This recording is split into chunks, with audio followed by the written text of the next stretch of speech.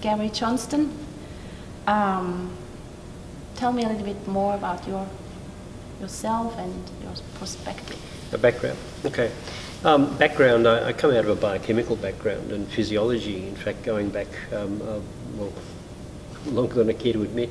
But I also studied hypnosis from about the age of 8 or 9.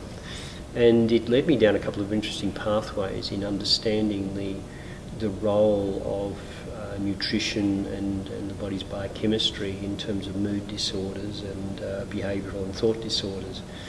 So when I caught up with Joan many years ago, I used to work with Joan when she had the academy and when she was developing SleepTalk. And it was very obvious that SleepTalk is extremely powerful in making behavioural and emotional changes in kids. But the other part of it is that one of the issues we have in this society now, and have done for a long time, and it's getting worse, is that the nutrition, the food that we're feeding kids now, yeah, and the food that the parents are eating is contributing quite seriously to the emotional disorders and behavioural disorders. Okay. So it's the sort of things that I'm talking about are the staples of most diets in the Western world. And we're talking diets that are based on grains, the modern grains like wheat and rye and barley and oats are a serious problem. The gluten in those causes quite severe changes physiologically in the gut.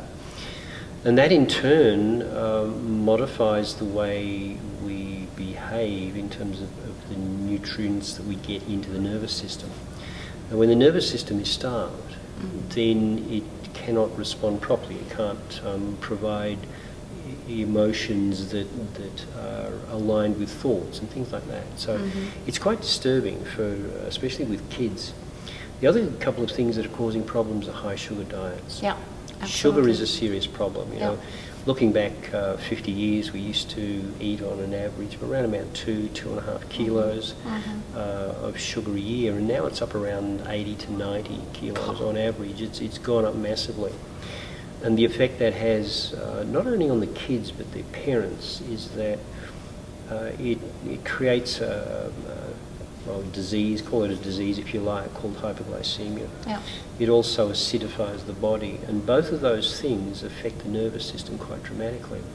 So we now get kids that, well, you know, going back 25 years when I first started this work, I didn't see hypoglycemia and the mood and emotional disorders that come out of that until people were on average around about 22, 23, roughly.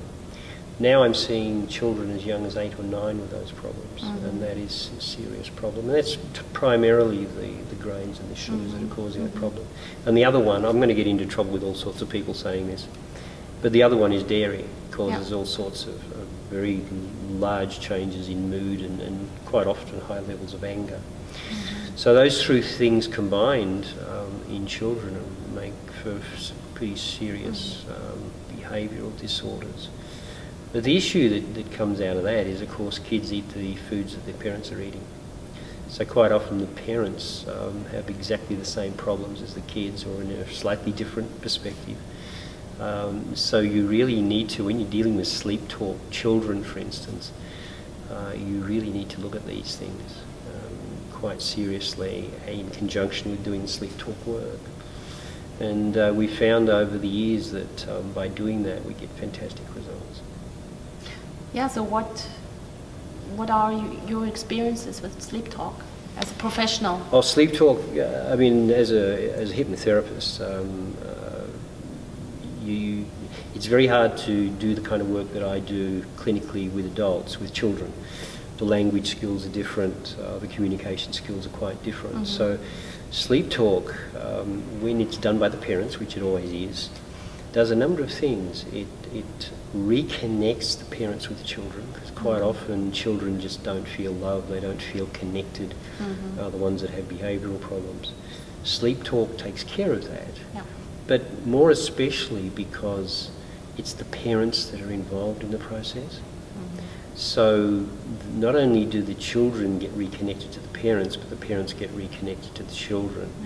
And that's really important. I've seen such massive changes over the last 25, 35 years in the way people interact, especially within families, that it's becoming quite a problem.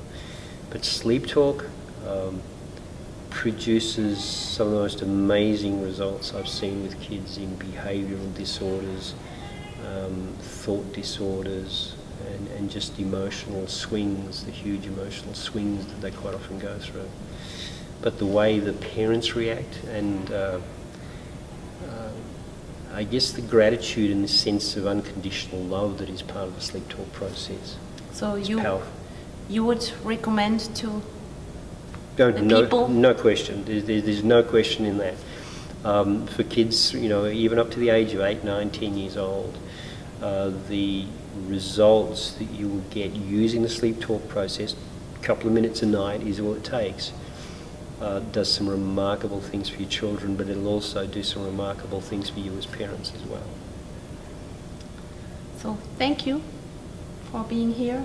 My pleasure. Taking your time. My pleasure. It was great to meet you. And you.